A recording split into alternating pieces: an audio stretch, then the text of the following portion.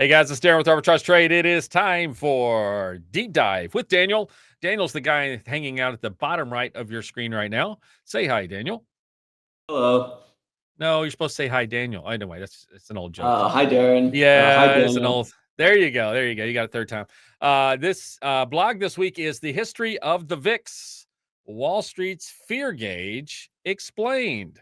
And I will tell you that I've lost some money on you, Vixie, but we'll get into that. Kind You of. know what's funny about that, Darren, is that Yes. anytime I've ever traded VXX, I've only made money. So it makes me scared. It makes me scared to trade it because I'm worried about losing that streak. All right, go ahead and break it down. What is this so-called VIX that you're talking about? That's Yeah, so VIX. it gets dubbed Wall Street's fear gauge, which it does have a good kind of built-in kind of indicator really of how Wall Street, because Wall Street is the one affecting this, right? Because it's affected by option pricing of how they feel things are currently going. So what Right. is the VIX? It is, the volatility index that is derived from how options are priced in the market.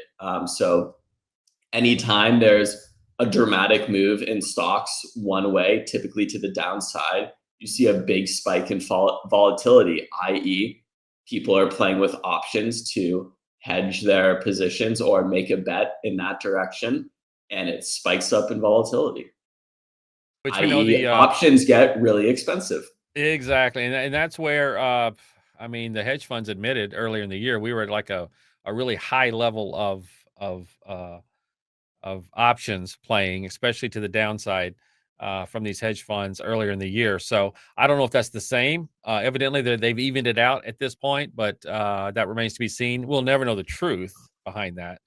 But yeah, it's all about options. I do know I made some good money on options on a stock that I had not made any money in. So that was the time to do it. And you do that, then you use that money to average down, which they say not to do.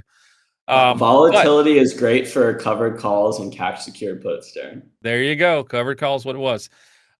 So give us a little brief history, and then we'll get to the meat. Yeah, so it was brought in by a professor to the Chicago Board of Options Exchange as a way to kind of measure how volatile the markets were through the pricing of options for the S&P 100 at the time.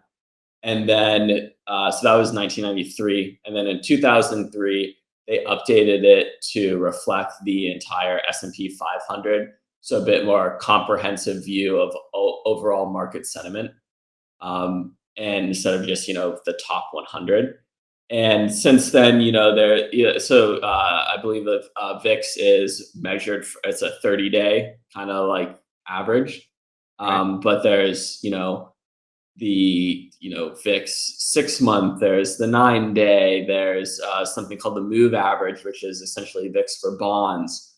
So since it's been brought in, it's been applied and kind of derived to many different things and ways to look at it. And just fun fact for people that like charting things like people do here at Arbitrage, because we make indicators for charts, there's quite a big argument amongst technicians of whether or not you can apply charting to the VIX or not.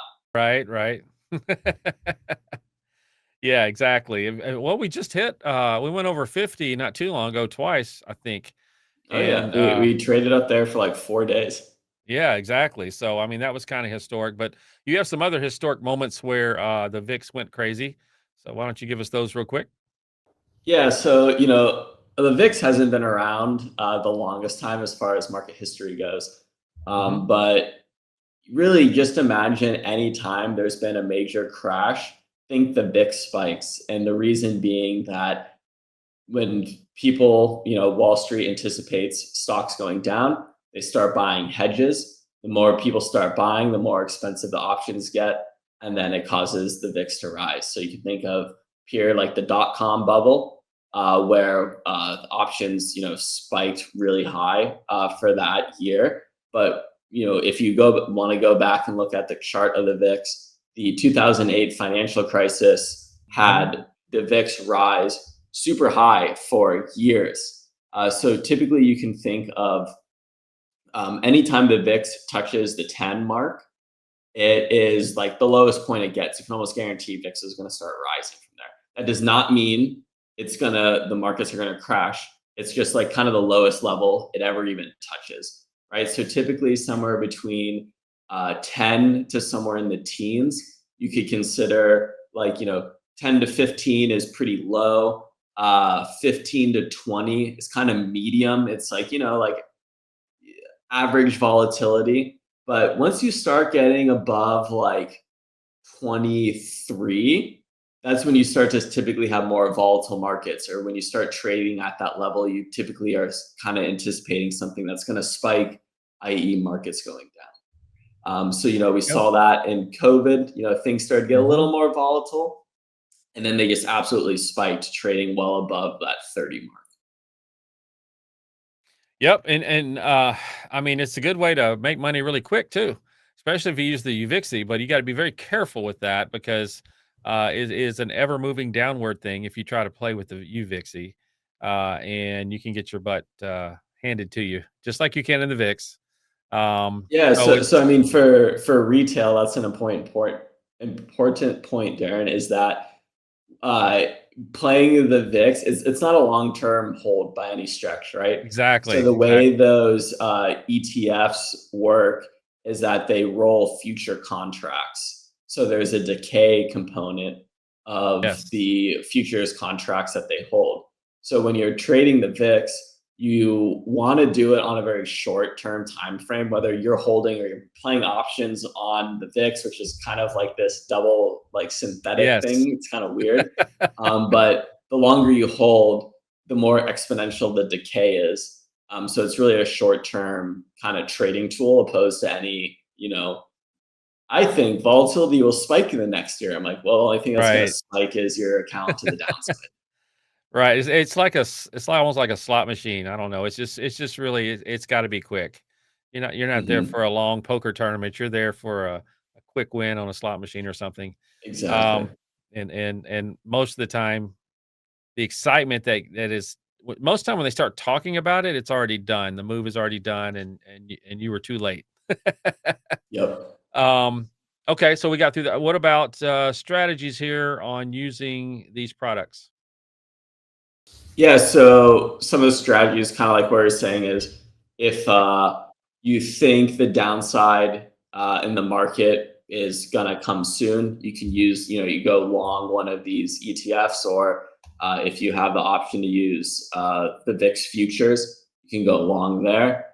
If you want to, just hedge your portfolio for anything in particular, you can use it for that as well. And then, of course, you can also do spread trades, which are a bit more sophisticated. But if you're trying to anticipate either the VIX is going to spike one way or another, either to the upside or downside, or if you want to do a straddle and you think it's not going to move within a particular area, and you want to collect the credit on that. That being said, it is one of those things where all it does is take a little bit of a move for you to be on the complete wrong side of that trade, because Right, right. you know this is the play of volatility on volatility. So when Mhm. things move, they move quick and big. So if you're right, you can make a lot of money, and if you're wrong, you can lose a lot of money. So definitely one of those things where not even a financial advisor is going to advise you to do this. So Right. make sure you know what you're doing and only play with what you're willing to go to zero with. Absolutely. What you mentioned ETNs and ETFs. So what is an ETN? Yeah, so ETNs are exchange traded note.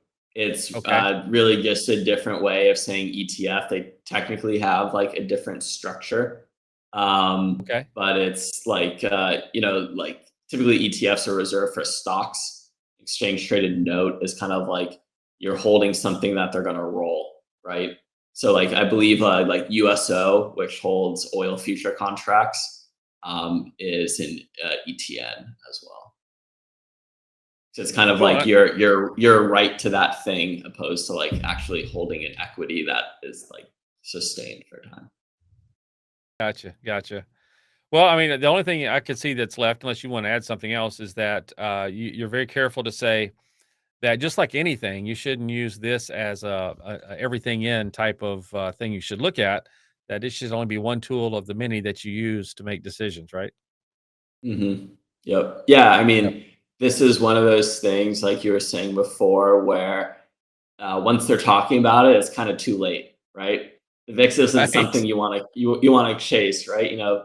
Company has good earnings and it pops. Like, yeah, maybe it's what they would call an episodic pivot trade, right?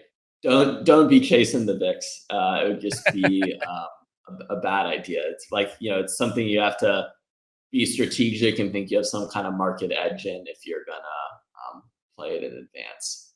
Because once it goes, it's like playing with a hot knife. Yep. Yep. It gets people excited, and of course, these retail investors, they love to make a quick buck, and Hmm. but if you get in late, you're going to lose more than just a quick buck. So appreciate you bringing this information to us. That is the VIX. You may, if you've listened to any type of financial TV, you've heard that word a lot. The VIX. They don't talk about UVIXY very much, but they talk about VIX, and that is basically like that stands for volatility index. So if you didn't know that before, and now you know, and use that term, the more you know. So hopefully, the more you know, the better decisions you can make. And again, don't make this the one all be all, and just make it a part of the way you look at the market. All right, Daniel, appreciate it. Thanks for bringing this up. I look forward to your next subject to educate us next week. See you next week, Darren. All right, Daniel. Bye bye.